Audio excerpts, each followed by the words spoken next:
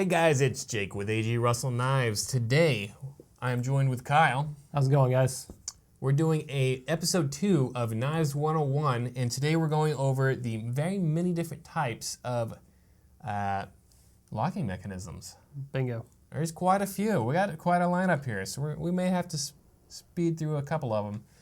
As always, I will be putting links in the description for each of these. Most of them are available, but not all of them. Some of them are a little older, but there will be links in the description. Let's kick it off with the Lockback. Yeah, we're going to start with one of the most common types of locks, which is the Lockback. This is the A.G. Russell Folding Gents Hunter 2 in the Green G10. Green G10, yeah. It operates with a lockback, which is this little part right here on the back. What happens is you push this in, you can see the spine of the knife come up, and it releases the blade. It's a very common style of lock. It's been around for a long time. And really strong. It's one of the strongest ones you can get your hands on. Yeah, not a ton more you can say about them other than, you know, they're extremely common and they're used by most companies. Yeah, have most something companies have using something on them. Yeah.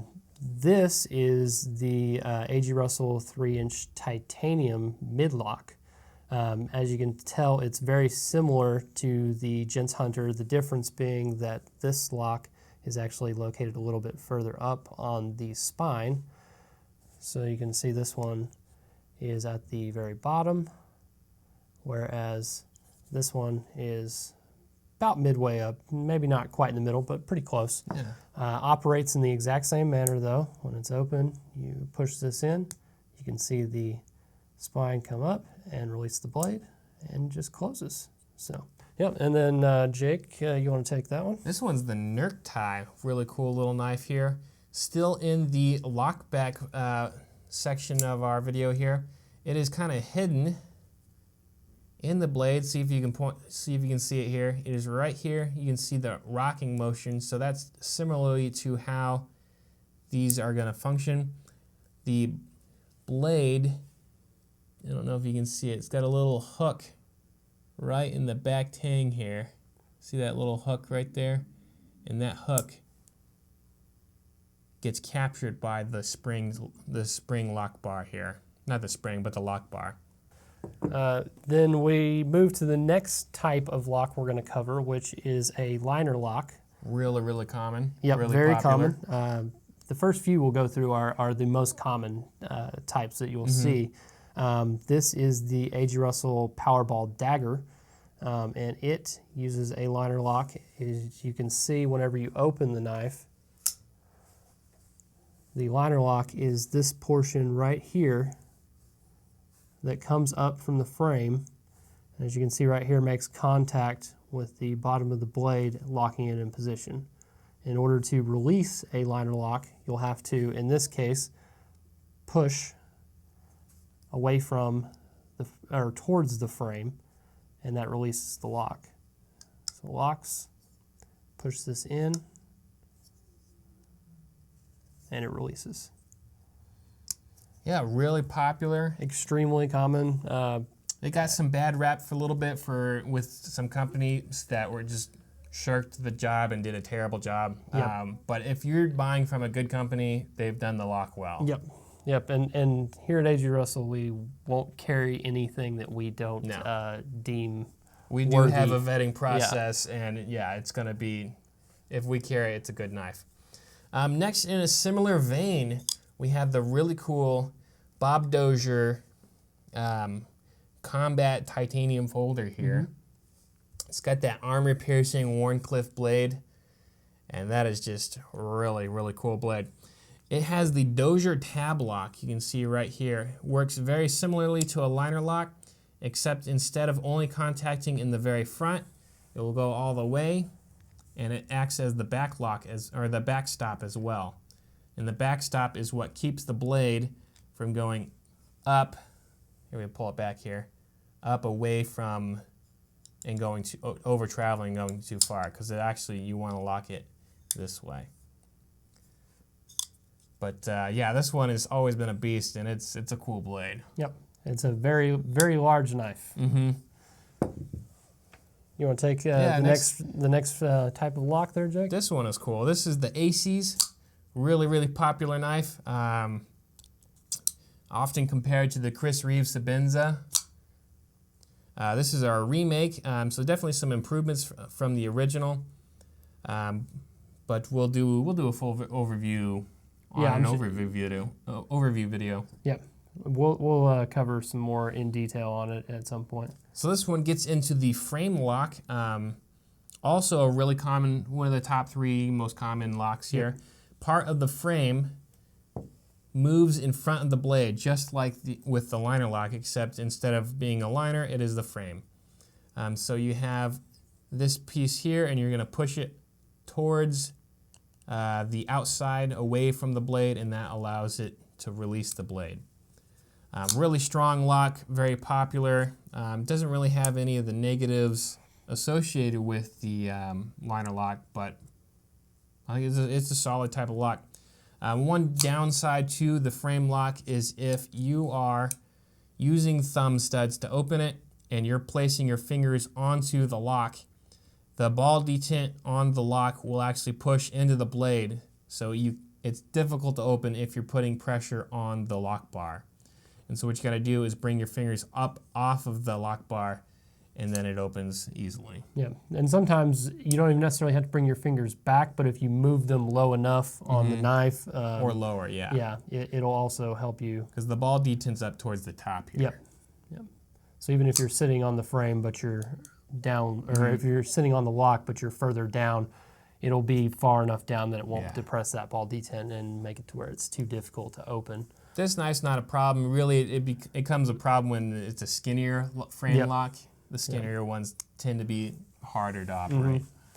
This one is a Kershaw 630. It's a discontinued model. It's actually a personal carry of mine that is a good example of a frame lock. It's a little different from our ACs in that one side does have a scale. A lot of times you'll see this particularly with ZT, Kershaw. They will cover one side with a scale of some kind, give it a look, and then the opposite side will be a traditional frame lock with no scale.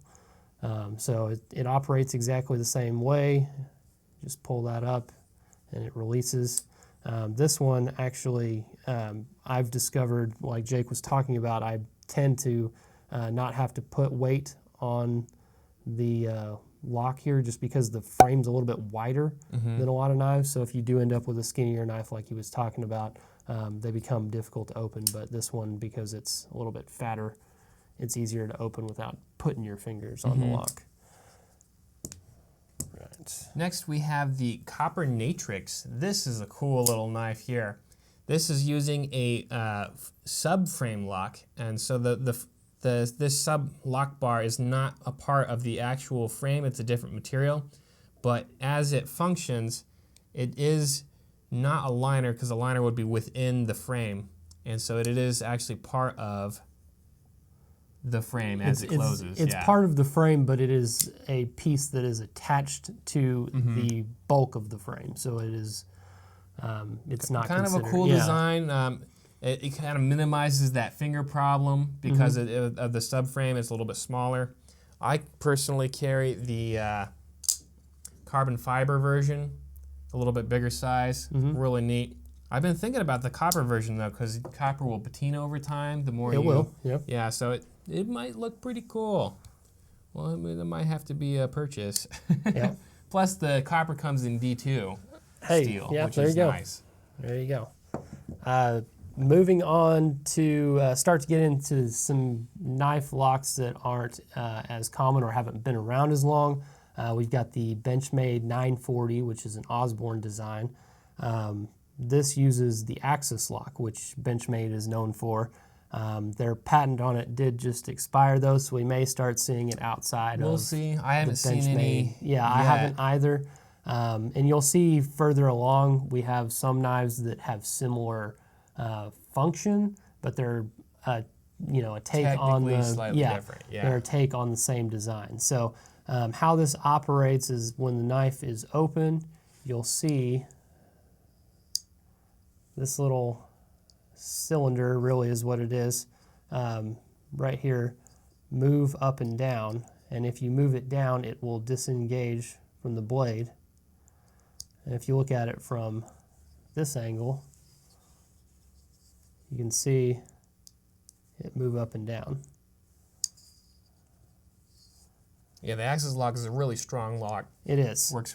And the other good thing is you don't have to have your fingers in front of the blade when you close it. You can just release it and it'll That's close. a nice feature. It takes some time to get used to operating the knife, but once you learn how to operate it, it's one of those that's very, very easy to use. And then, Jake, what do we got there? Here we have the SOG Trident. That is going to be a spring-assisted knife, and it is using the arc lock, very similar to the axis lock. You can see as to release, we're going to push down on this arc here to release it. And if we look on the inside, so if we get the lighting on there, that little piece is pulling away from the tang here, and that's what's unlocking it. So very cool. Again, really popular because you don't have to put your fingers ever in the way of the blade. Downside for the arc lock is, at least on this one, is it's only on one side, so it's going to be a right-hand knife only. Yeah. Or at least difficult for left-handers. Yeah, and then you have the Mini Vulcan, which is also using the arc lock. The difference being that this one does run all the way through, so it is more similar to the axis lock than this one. So left-handers, you can use that one just easily. So this one is also not assisted. So once you get it open, you're going to have this operate the same way. You're just going to pull that down. As you can see here on the spine, whenever you operate it, you can see that little bar come underneath there, and it actually releases the blade similar to the axis lock. Right, and then up next we have a Spyderco, and this is the Mantis 2. That's going to be a ball bearing lock. Basically all these are piston locks of some sort, and you can see the little bar coming up there, and when you compress this little tab here, you'll see that bar disappear. So it works in exactly the same way, it's just slightly different design. So you push down, releases the blade, and when you push the blade out, it snaps into the lock position. Next we have the Gerber Covert, also spring assisted. All very similar. You're going to push up on this little tab here, and that will unlock the blade. Right, and then next we have a couple more Spydercos. These both operate with a ball lock, which is very similar to the Mantis 2. The difference being that there's a ball on the top of it rather than a little tab.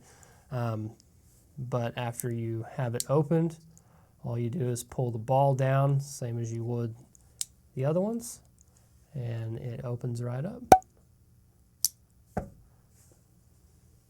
Next we have the Spyderco Tusk. It is a frame lock for the main blade, which was the third one we went over, a third type of lock, but it also has the ball lock for the Marlin Spike. Marlin Spike's super handy for untying knots. I don't know if you've ever used one, but I have. I actually got my hands on one of the old A.G. Russell Seamasters a while back. So yeah, I've been toying around with that. So we've been toying around with remaking that. Let us know in the comments if that's something you want to see. We may look at that. Yep. Up next is the Spyderco Paramilitary 3, which is one of Spyderco's most popular knives. Very, very popular. Yeah, I think I know at least at one point I had the original. I don't know if I have it anymore. I think I do. But it operates with a back lock here. Compression lock In the back. And the cool thing about this, similar to a lot of the ones we just went over, is that you don't have to put your hand in the way to close the blade. And depending on how skilled you get with this particular lock, you can open and close it with one hand. This one's a little stiff. I think I've got we got to work it in. Yeah, the paramilitary too. So the 2 is a little bit more broken in, and I can close it with the one hand without messing with it. Super handy. Yeah. Not real great for left-handers. It's kind of a right-hander one. They do make 1 or 2 left-hander versions, but for the most part, they're all right-handed. But again, if you're left-handed like Jake and I, and you get into the knife world, you're going to learn how to. You just learn how to do it. You're going to have to learn because, too many cool knives are available in only right hand. And sometimes you just got to get it. Doesn't matter. You can't pass them up. So.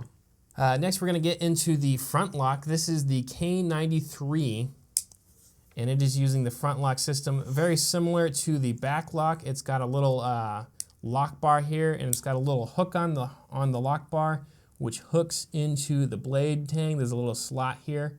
You see that slot? And as it closes, that little hook slots into that slot in the tang here. To unlock that one-handed, what I'm going to do is I'm going to push up with the thumb, and this one's pretty well broken in. Up with the thumb and down with the forefinger. And then another way to do it is thumb on one side, middle finger on the other, push down with the forefinger.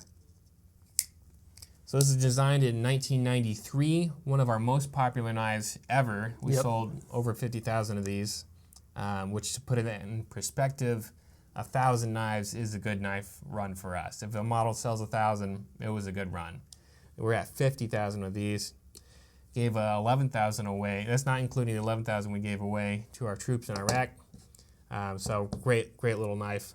AG's favorite for decades and decades until the Gents Hunter 2 came out.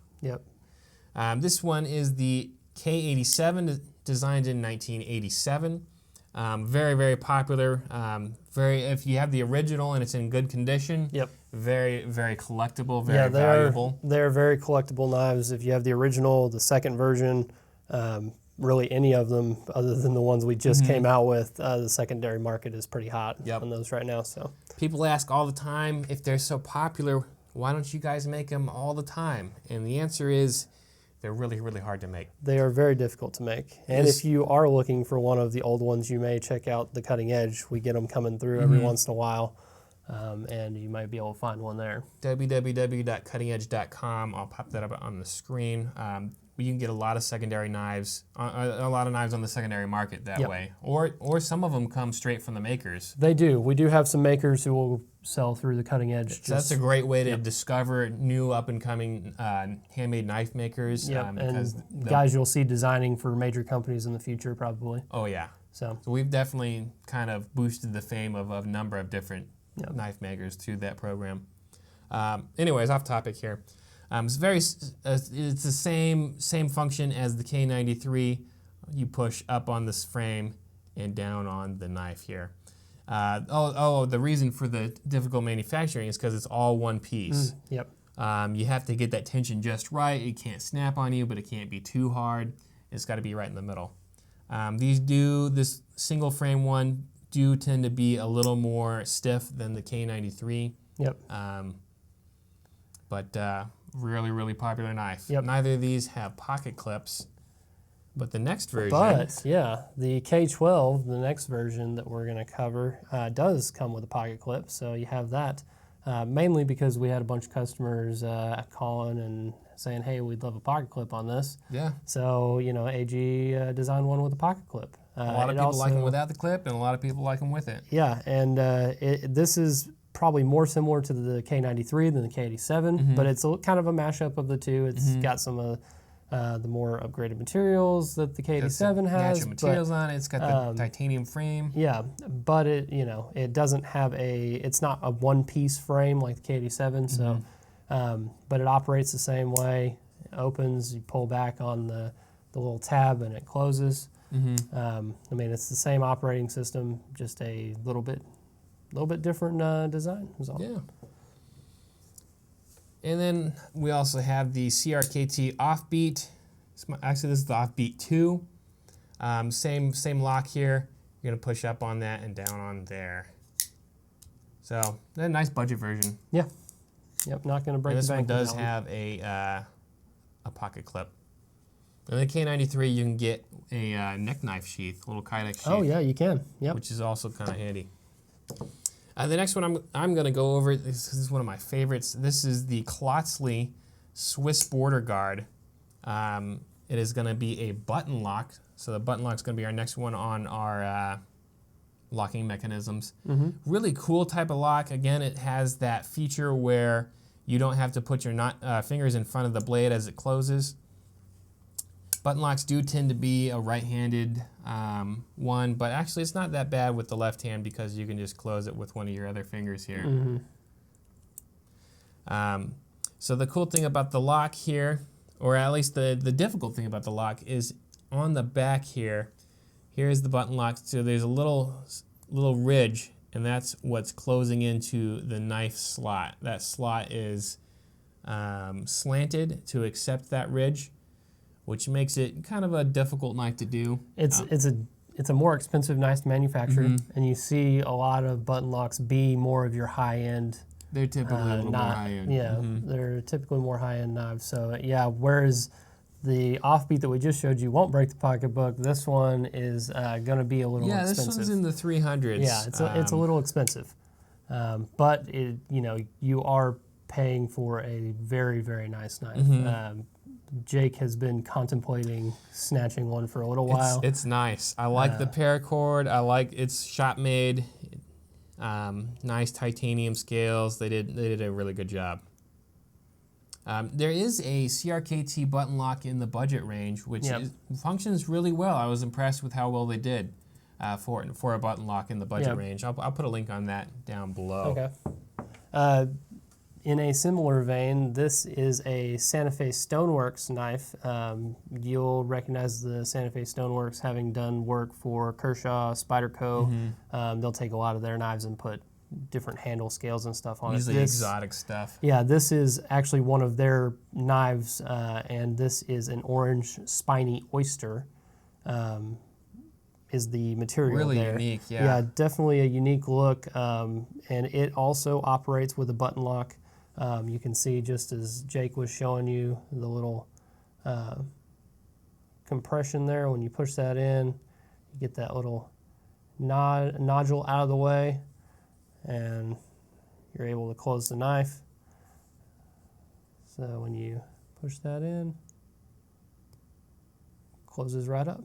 Same exact operating, just a little bit of a different look than that Swiss Border Guard. All right, and next in a similar vein, we have the CRKT Seismic. There we go, the Seismic, and this one is using the deadbolt system, very similar in that it is a button that you press to unlock it. So you push that down, and you can see this little bit on the other side is moving. It is actually putting two little, I don't know how many pins, a couple little pins through the tang. Very, very strong lock. I've heard they did some extreme testing and it held up. Yeah, really we had well. the CRKT rep come in at the beginning of the year with this, and he was very adamant that it's one of they consider it to be one of the best locks on the market. Yeah. So I haven't personally gotten to use it a ton, but it's from everything I've heard, it seems like it's the real deal. This one cost them a lot of tooling to do. Yeah. I can tell it did. This was not an easy knife to manufacture. Nope. Works really well. I think it runs at like 120, something like Somewhere in that ballpark, we'll put links in the description there. Check the website for current pricing. But yeah, this is a cool knife. Next we have the Snap Lock. So this one is another really unique CRKT opening mechanism here. So what you're going to do is you're going to push down on this lever here, this little bar, and it pushes the frame apart. And so, we'll see if I can do it on screen here. I'm going to push down on that and swing the blade. It's hard to do at this angle. Swing the blade out like that. There we go. And to unlock it, it'll lock both open and closed. So to do the same thing, you're going to push down and swing it back. I've seen a lot of guys who are really fast with this one. Yeah, it's it's one of those knives that is definitely unique. Not for everybody, but if you want something that it's unique as your collection. Yep, it's a conversation starter. It's one of my favorite pieces to show customers and be. This one, the Nerk tie and the fulcrum. Yep. I hand it to the customer and they're like, and just see if you figure it out. And they mess with it for a couple minutes. Some of them get it really fast and some take a long time. It's fun to watch. It's fun to get a puzzle. Yeah. Yeah, it's a little puzzle you can hand your friends. Here, try this out. See if you can get it to work.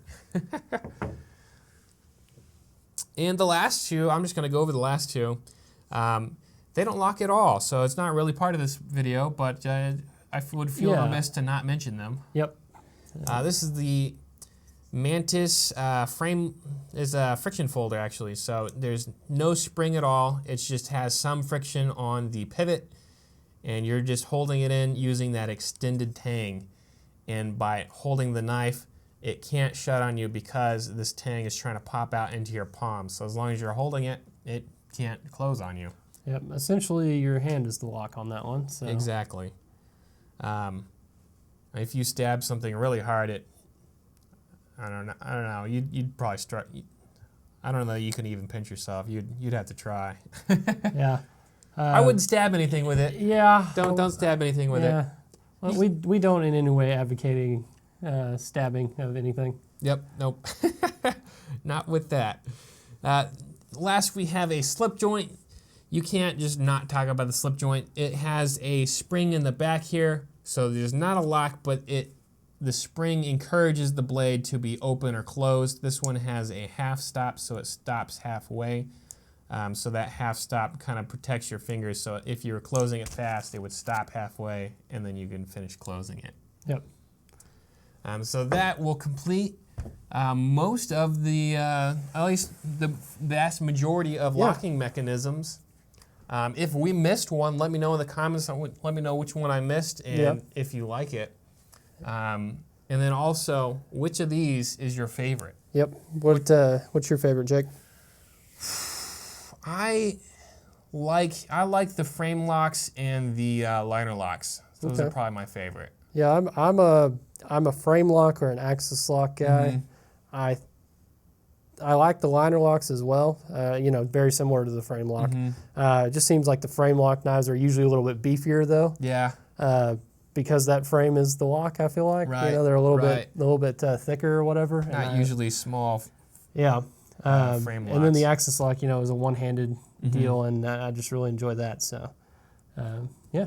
But as knife guys, we own many, if not most of these. And I maybe don't own some of the craziness at the end there. Yeah, those are unique.